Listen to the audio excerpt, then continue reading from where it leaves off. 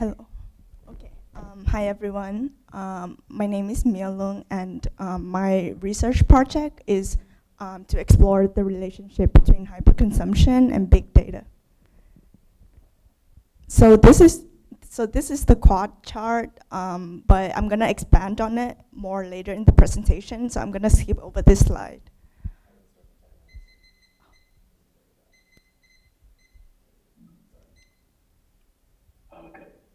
So the motivation for this project, so when I submitted the proposal was that I'm a stats and data science student, but also I do a lot of advocacy work. And so two issues that I care about is hyperconsumption and big data. So hyperconsumption lead to a lot of waste, loss of natural resources, and then labor in developing countries are exploited to create affordable products for customers in developed countries like the US. And that perpetuates global inequity and lead to a lot more issues. And big data, there are a lot of concerns that have already been voiced about big data, primarily privacy concerns and then environmental impact of training large AI models, and also algorithm bias that perpetuates system of oppression for marginalized communities. So I came into it looking to explore the relationship between those two and how they interact with one another. So the original proposal was that was the goal. And then the methodology that I thought I was going to do was to conduct surveys and introduce interventions. I was also going to analyze user behavior data based on data sets that are publicly available. And then the goal was to create a framework for adopting data science technologies for sustainable consumption, and also to formulate recommendations for consumers to engage in sustainable consumption.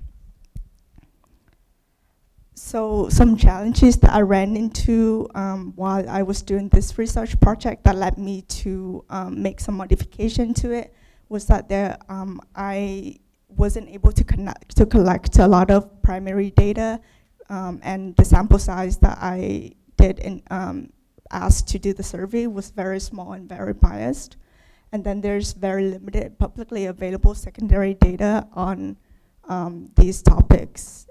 And there's also conflicting interests between groups that kind of arise and that lead to me not being able to find a solution that really reconciles all of them. So for data and computer scientists, the goal is to create effective products and develop new innovative models for consumers. We want to be shown relevant, useful ads, and we want to find products that we want to purchase. And then for environmentalists, the goal is to reduce waste and carbon emissions, to reduce climate change. For labor groups, it's to improve working conditions, increase wages. And then for corporations, it's to generate profit. And so I kind of shifted my research project to look into how these goals interact and what are the things we can do that reconcile these goals that take into account the intersectionality between different groups of people. So what I did for my research was that I reviewed current literature on relevant topics, on a lot of interdisciplinary topics in order to explore what has been done and what I want to be able to do. I did a qualitative survey of 51 college students.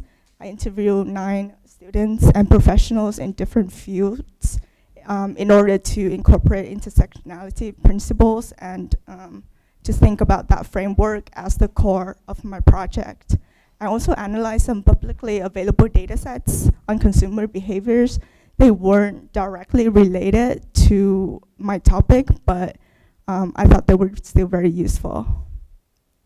So the result of the survey, it came from a very biased sample. So the sample was mostly college students with high level of technological literacy and internet usage.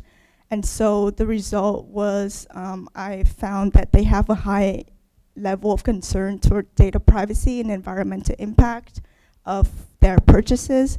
They have they enjoy targeted ads because they feel that they don't have to like go looking for products that they want to buy, and then they do make a lot of impulse purchases. And then the conclusion that I drew from the interviews and the literature, so there's kind of like two split approach, and like depending on the interviewees, they have very different perspective on regarding this topic.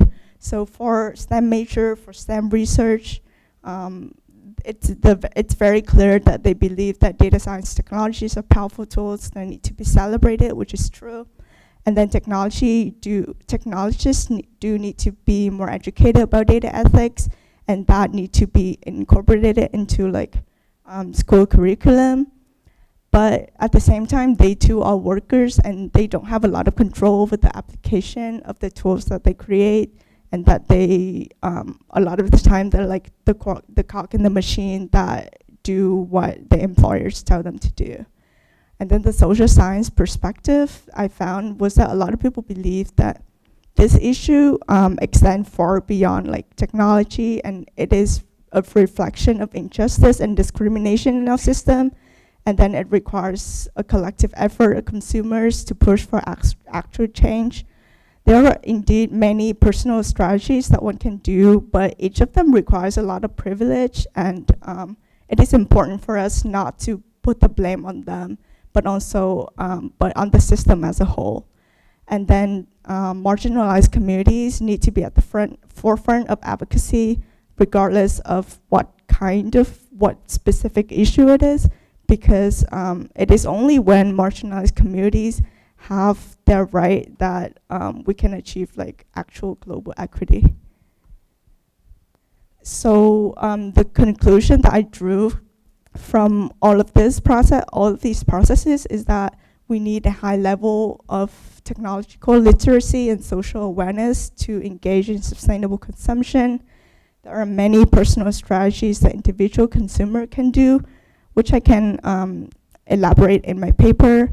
And then because this economy is very market-driven, it's very profit-driven, so consumers as a collective, we as a whole have a lot of power.